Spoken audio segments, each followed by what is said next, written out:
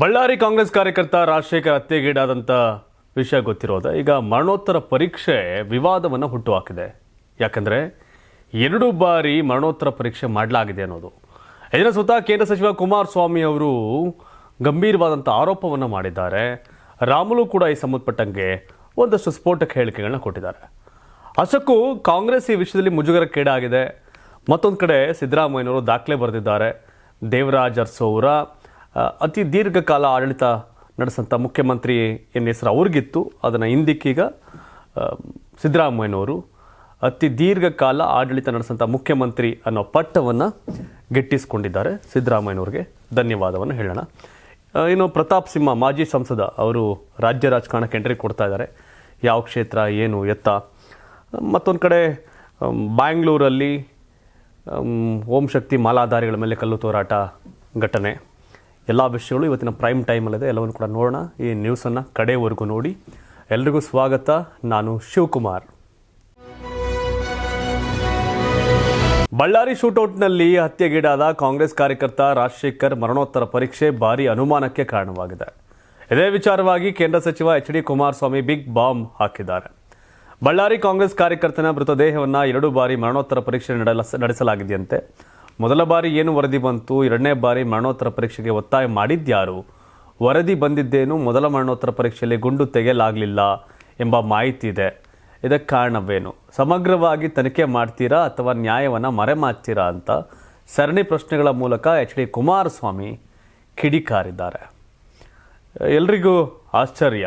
ಇವೆಲ್ಲ ನೋಡ್ತಾ ಇದ್ರೆ ಕೇಸ್ ಮುಚ್ಚಾಕೋಕೆ ಏನಾದ್ರು ಪ್ರಯತ್ನ ನಡೀತಾ ಅನ್ನೋ ಪ್ರಶ್ನೆ ಕೂಡ ಕಾಡ್ತಾ ಇದೆ. ಯಾಕೆಂದರೆ 2ನೇ ಬಾರಿ ಮರಣೋತ್ತರ ಪರೀಕ್ಷೆ ಮಾಡುವಂಥದ್ದು ಅನ್ನೋ ಹೇಳಿಕೆ. ಯಾಕೆಂದರೆ ಒಬ್ಬ ಕೇಂದ್ರ ಸಚಿವ ಮಾಜಿ ಮುಖ್ಯಮಂತ್ರಿ ಇಂಥ ಗಂಭೀರವಾದಂಥ ಆರೋಪವನ್ನು ಮಾಡ್ತಾರೆ.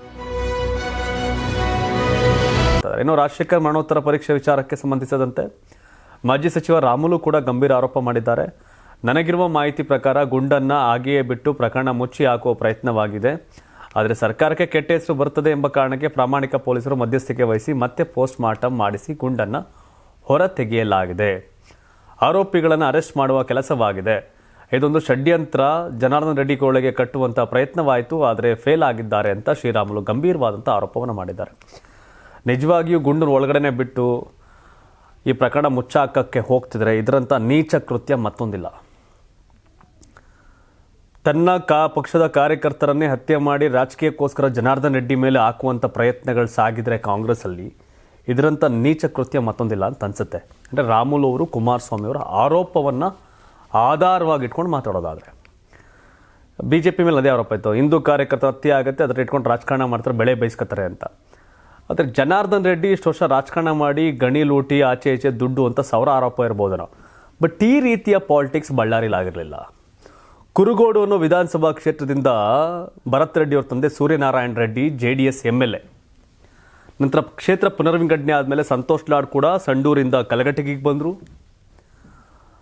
ರಾಮುಲು ಅವರು ರಿಲೇಟಿವ್ ಸುರೇಶ್ ಬಾಬು, ಇತ್ತ ಕಡೆ ಸೋಮಶೇಖರ್ ರೆಡ್ಡಿ, ಎಲ್ಲರೂ ಹೊಸ ರಾಜಕೀಯವಾಗಿ ಅವಕಾಶ, ನಾಗೇಂದ್ರ, ಆನಂದ್ ಸಿಂಗ್, ಎಲ್ಲರೂ ರಾಜಕೀಯವಾಗಿ ಅವಕಾಶ 2008 ನಂತರ ಪಡ್ಕೊಂಡ್ರು ಬೇರೆ ರೀತಿ.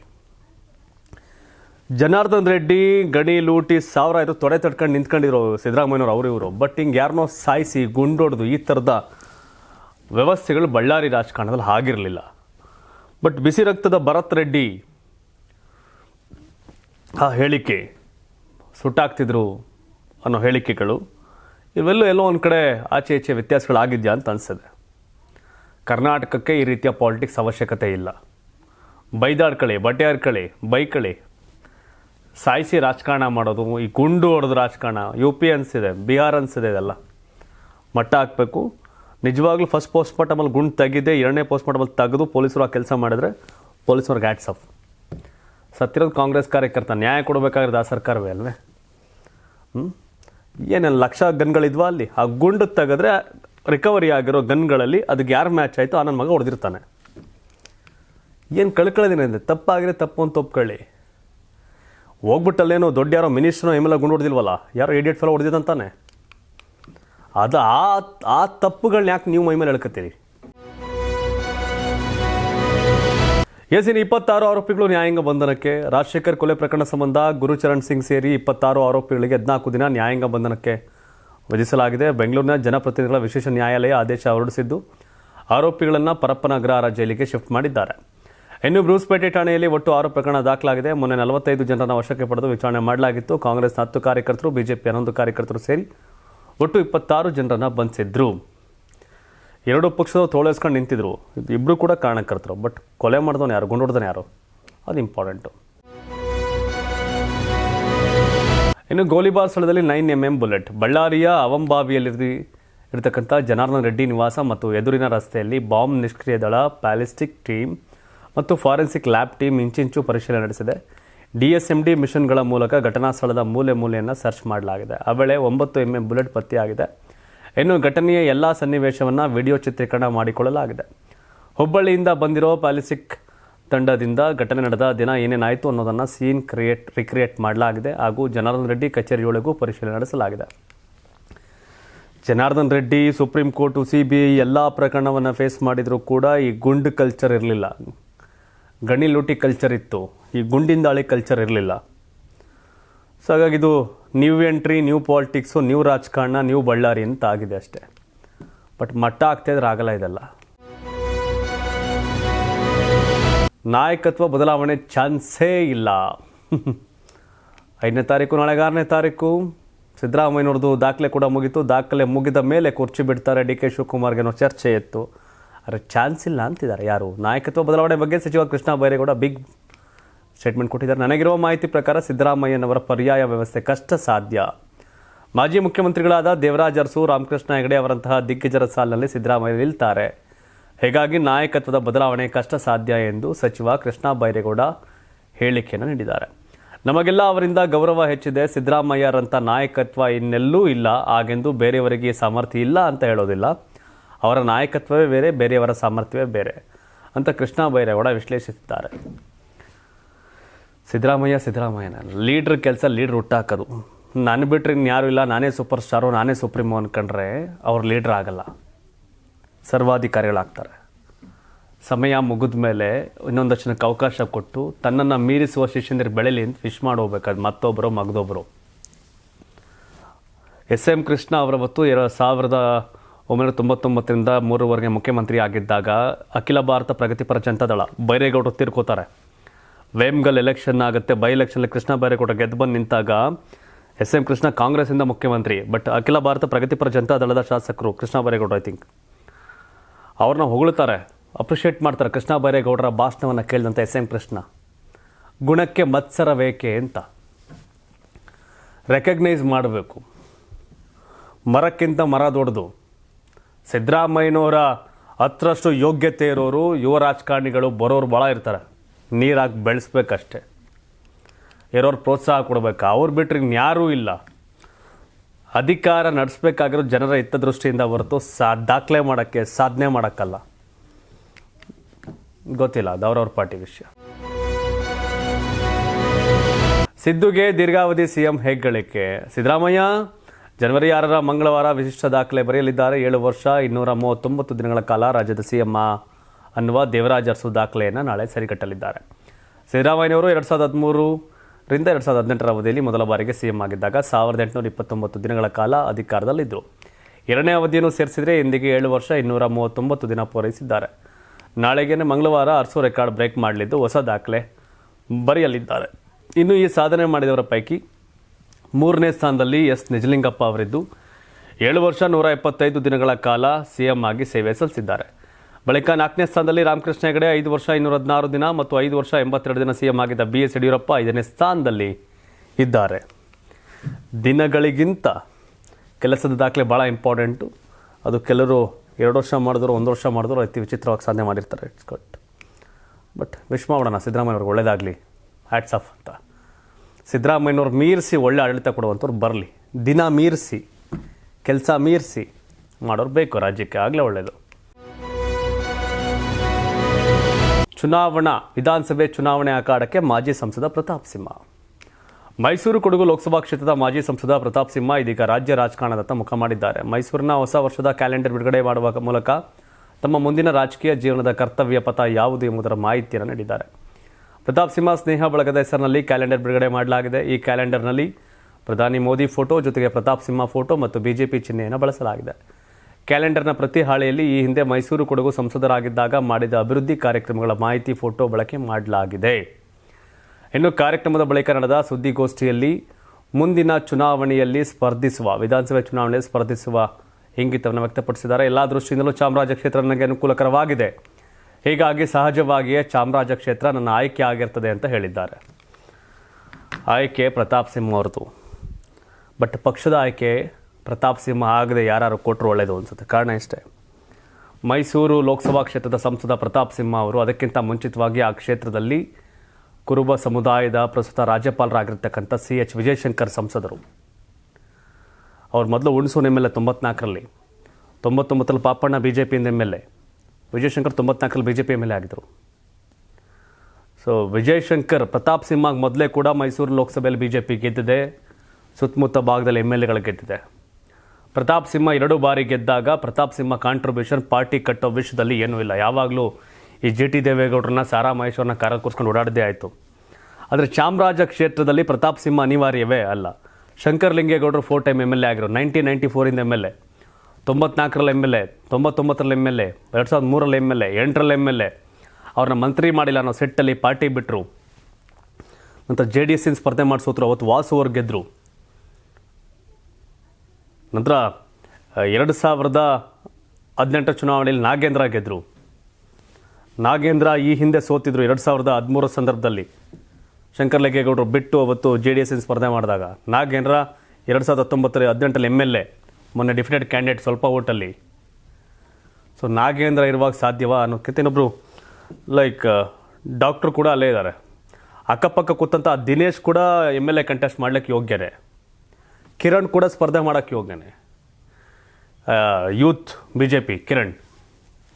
ಯಾಕೆ ಈ ವಿಷಯ ಹೇಳ್ತಾ ಇದ್ದೀನಿ ಅಂತಂದರೆ, ಮೈಸೂರು BJPಗೆ ಅವ್ರದ್ದೇ ಆದಂಥ ಶಕ್ತಿ ಇದೆ. ಪ್ರತಾಪ್ ಸಿಂಹ ಸಂಸದ ಆಗಿದ್ದಾಗ 8 ವಿಧಾನಸಭಾ ಕ್ಷೇತ್ರ ಬರುತ್ತೆ. ಕಳೆದವರು 2024ವರೆಗೂ ಸಂಸದ, 23 ಚುನಾವಣೆಯಲ್ಲಿ ಕೃಷ್ಣರಾಜ ಬಿಟ್ಟರೆ ಎಲ್ಲ ಕಡೆ BJP ಸೋಲ್ತಪ್ಪ. ಕೊಡಗಲ್ಲಿ 2 ಕಡೆ ಸೋಲ್ತು BJP. ಹುಣಸೂರಾಗಲಿ, ಪಿರಿಯಾಪಟ್ಟಣ ಆಗಲಿ, ಚಾಮುಂಡೇಶ್ವರಿ ಆಗಲಿ BJP ನಾಯಕನ ಕರ್ಕೊಂಡು ಓಡಾಡಲಿಲ್ಲ, ಒಂದು ಜಿಲ್ಲಾ ಪಂಚಾಯತ್ ಗೆಲ್ಸಿಲ್ಲ ಅನ್ನೋ ಆರೋಪ ಇದೆ ಪ್ರತಾಪ್ ಸಿಂಹ ಅವ್ರ ಮೇಲೆ. ಹಂಗೂ ಹಿಂದೂ ಹುಲಿ, ಹಿಂದೂ ಫೈರ್ ಬ್ರ್ಯಾಂಡ್ ಅಂದರೆ ಹೋಗ್ಬಿಟ್ಟು NR ಕ್ಷೇತ್ರಕ್ಕೆ ನಿಂತ್ಕೋಬೇಕು ಪ್ರತಾಪ್ ಸಿಂಹ ಅವರು. BJPಗಾಗಲೇ ಚೆನ್ನಾಗಿರೋ ಕ್ಷೇತ್ರಕ್ಕೆ ಹೋಗಿ ಮತ್ತಲ್ಲಿ ಡಿಸ್ಟರ್ಬ್ ಮಾಡುವಂಥ ಕೆಲಸ ನಡೀತಿದೆ ಅಂತ ಅನ್ಸುತ್ತೆ. ನಿಜವಾಗ್ಲೂ ಅಲ್ಲಿ ಅಕ್ಕಪಕ್ಕ ಕೂತಂಥ ದಿನೇಶ್ ಕಂಟೆಸ್ಟ್ ಮಾಡ್ಬೇಕು, ಹಂಗೆ ನೋಡ್ರಿ MLAಗೆ. ಕಿರಣ್ ಕಂಟೆಸ್ಟ್ ಮಾಡಬೇಕು, ಹಂಗೂ ಫೈಟ್ ಮಾಡೋದು ಟಿಕೆಟ್ ವಿಷಯಕ್ಕೆ ಬರೋದಾದರೆ. ಹಾಗಾಗಿ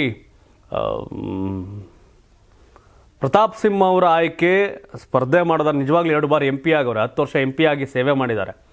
BJP ಕಾಂಟ್ರಿಬ್ಯೂಟ್ ಮಾಡೋದು, ತನಗೆ ಲಾಭ ಮಾಡ್ಕೊಳ್ಳೋದಾದ್ರೆ ಚಾಮರಾಜನ ಕೇಳಬೇಕು.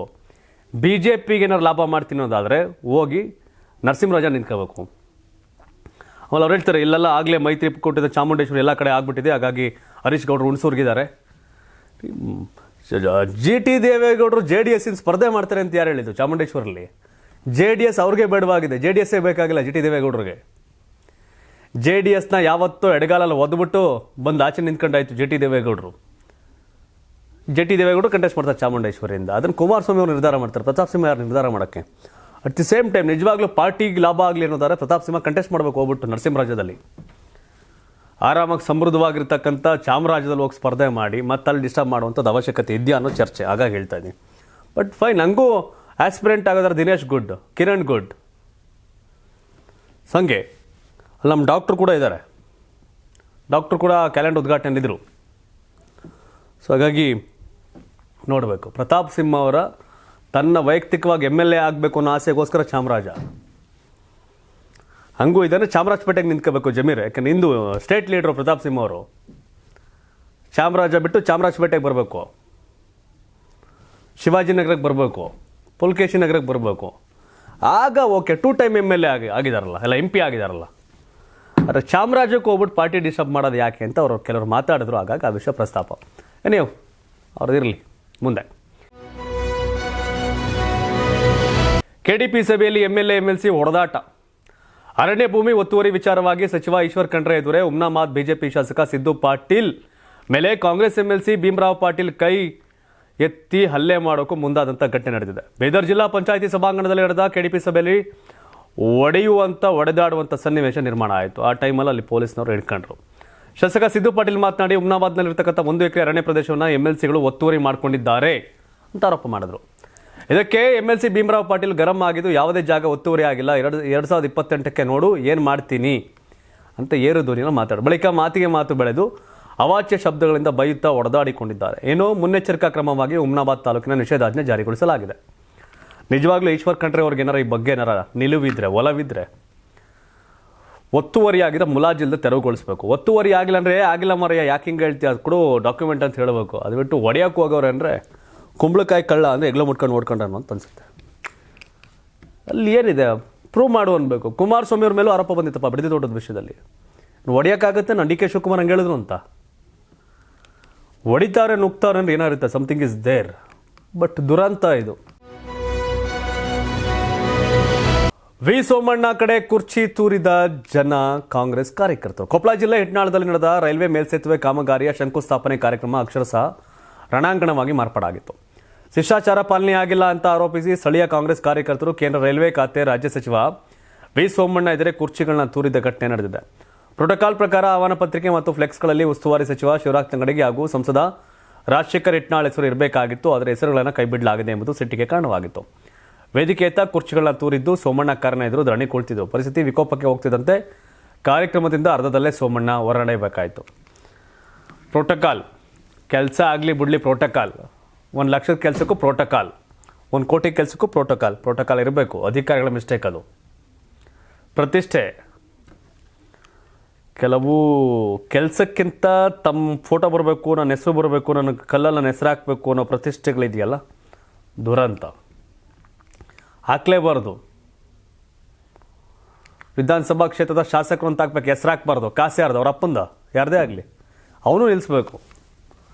ಜನರ ತೆರಿಗೆ ಹಣ ಇವ್ರು ಕೆಲವ್ರು ಶೋಕಿಗಳ. ಲೈಕ್ ಯಾಕೆ ಈ ವಿಷಯ ಅಂತಂದರೆ, ಪ್ರೋಟೋಕಾಲ್ ಹೌದು ಕರೀರಿ, ಯಾಕೆ ಹೆಸರು ಹಾಕೊಂಡು ಕೂತಿರ್ತೀರಿ? ಕಾಸು ಕೊಟ್ಟಿದ್ದೀರಾ, ದೇವಸ್ಥಾನದ ಮೇಲೆ ಹೆಸರು ಹಾಕ್ತಾರಪ್ಪ, 1100 ರೂಪಾಯಿ ಕೊಟ್ಟವ್ರೆ, 1001 ರೂಪಾಯಿ ಕೊಟ್ಟವ್ರೆ ಅಂತ.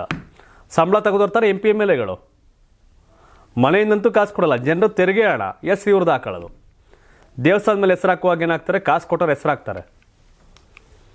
ಜನರ ತೆರಿಗೆ ಹಣ ಮತ್ತೆ ಯಾಕೆ ಹಿಂಗೆ ಕಿತ್ತಾಡಬೇಕು ಗೊತ್ತಿಲ್ಲ. ಯಾಕೋ ಬೆಂಗಳೂರು ಹಣೆ ಬರೋ ಸದ್ಯಕ್ಕೆ ಸರಿ ಕಾಣ್ತಾ ಇಲ್ಲ. ಬೆಂಗಳೂರಿನ JJ ನಗರದಲ್ಲಿ ಓಂ ಶಕ್ತಿ ಮಾಲಾಧಾರಿಗಳ ಮೇಲೆ ಕಲ್ಲು ತೂರಾಟ ಮಾಡಲಾಗಿದೆ. ಅನ್ಯ ಕೋಮಿನವರೇ ದುಷ್ಕೃತ್ಯ ಎಸಗಿದ್ದಾರೆ ಎಂದು ಆರೋಪ ಮಾಡಲಾಗಿದೆ. ಘಟನೆ ಸಂಬಂಧ JJ ನಗರ ಠಾಣೆಯಲ್ಲಿ FIR ದಾಖಲಾಗಿದೆ. ಈ ಬಗ್ಗೆ ಗೃಹ ಸಚಿವ ಪರಮೇಶ್ವರ್ ಪ್ರತಿಕ್ರಿಯೆ ನೀಡಿದ್ದು, 4-5 ಚಿಕ್ಕ ಹುಡುಗರು ಕಲ್ಲೆಸಿದ್ದಾರೆ, ಎಲ್ಲರನ್ನು ಈಗಲೇ ಬಂಧಿಸಲಾಗಿದೆ ಅಂತ ಹೇಳಿದರು. ಎಲ್ಲರೂ 15 ರಿಂದ 17 ವರ್ಷದವರು. ಇದು ಬಾಲಾಪರಾಧದ ವ್ಯಾಪ್ತಿಗೆ ಬರ್ತದೆ. ಪೊಲೀಸರು ಮುಂದಿನ ಕ್ರಮ ಕೈಗೊಳ್ತಾರೆ ಅಂತ ಹೇಳಿದರು. ಜನವರಿ 4 ಭಾನುವಾರ ರಾತ್ರಿ VS ಗಾರ್ಡನ್ನ ಓಂಶಕ್ತಿ ದೇವಸ್ಥಾನದ ಬಳಿ ದೇವಿಯ ತೇರು ಎಳೆಯಲಾಗ್ತಿತ್ತು. ಈ ವೇಳೆ ತೇರು ಹಾಗೂ ಮಾಲಾಧಾರಿಗಳ ಮೇಲೆ ಕಿಡಿಗೇಡು ಕಲ್ಲನ್ನು ಎಸೆದಿದ್ದಾರೆ. ಕಲ್ಲು ತೂರಾಟ ಘಟನೆಯಿಂದ ಬೆಂಗಳೂರಿನ JJ ನಗರದಲ್ಲಿ ಉದ್ವಿಗ್ನ ಸ್ಥಿತಿ ಉಂಟಾಗಿದೆ. ವಿಷಯ ತಿಳಿದ ಪೊಲೀಸ್ ಠಾಣೆಗೆ ಸಚಿವ ಜಮೀರ್ ಅಹಮದ್ ದೌಡಾಯಿಸಿದ್ರು. ಶ್ರೀರಾಮ್ ಸೇನೆ ಕಾರ್ಯಕರ್ತರು ಮತ್ತು ಹಿಂದೂ ಪರ ಸಂಘಟನೆಗಳು ಜಮಾಯಿಸಿದ್ದು ಭಾರಿ ಹೈಡ್ರಾಮವೇ ಕ್ರಿಯೇಟ್ ಆಗಿತ್ತು. ಕಲ್ಲು ತೂರಿದವರ ಪರವಾಗಿ ಜಮೀರ್ ನಿಂತಿದ್ದು ಸಂಧಾನಕ್ಕೆ ಯತ್ನಿಸುತ್ತಿದ್ದಾರೆ ಅಂತ ಆರೋಪಿಸಿದ್ರು.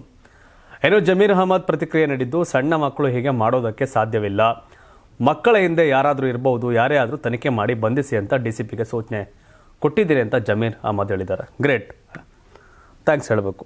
ಮಕ್ಕಳು ಅರೆಸ್ಟ್ ಆಗಿದ್ದಾರೆ, ಮಕ್ಕಳೆಲ್ಲ ಇದರಿಂದ ಯಾರೂ ಇದ್ದಾರೆ, ಅವನ್ನ ಬಂಧಿಸಿ ಅಂತ ಸೂಚನೆ ಕೊಟ್ಟಿದ್ದೀನಿ ಅಂತ ಜಮೀರ್ ಹೇಳಿದ್ದಾರೆ. ಈ ಲೈನ್ ಚೆನ್ನಾಗಿದೆ, ಕರೆಕ್ಟ್ ಇದೆ. ಮಕ್ಕಳಿಂದ ಯಾರೋ ದೊಡ್ಡವರಿಲ್ಲದೆ ಆಟಗಳೆಲ್ಲ ಆಡಲ್ಲ. ಬಟ್ ಯಾಕೆ ಬೇಕು? ಬದುಕು ಮೊದಲು, ಉಳಿದೋದು ಆಮೇಲೆ.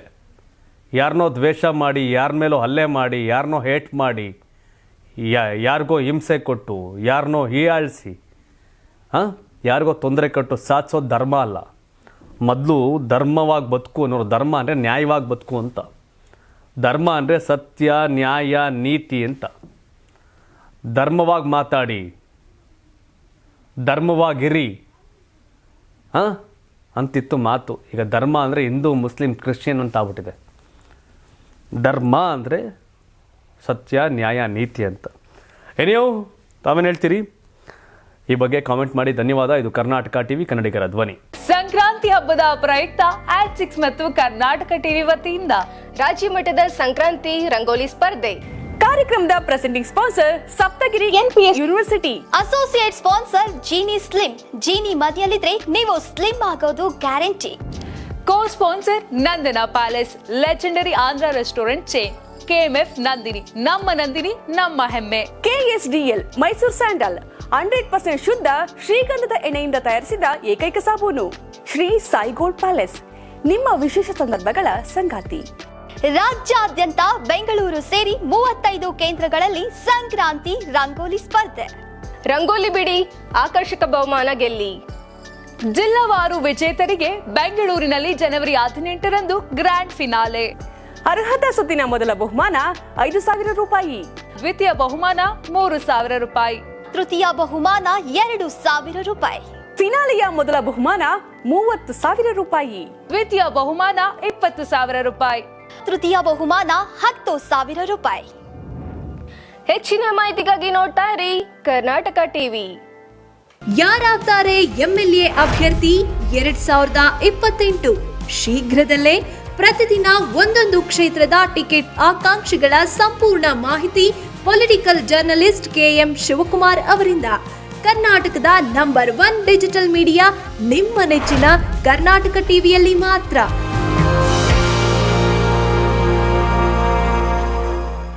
ನೀವು ಸಣ್ಣ ಆಗ್ಬೇಕಲ್ವಾ? ಅದು ಒಂದು ಉತ್ತಮ ಆಹಾರದಿಂದ ಸಣ್ಣ ಆಗ್ಬೇಕಲ್ವಾ? ಪ್ರತಿದಿನ ನಮ್ಮ ಜೀನಿ ಸ್ಲಿಮ್ನ ಯೂಸ್ ಮಾಡಿ ಯಾವುದೇ ಸೈಡ್ ಎಫೆಕ್ಟ್ ಇಲ್ದಂಗೆ ನೀವು ಸಣ್ಣ ಆಗ್ತೀರಾ.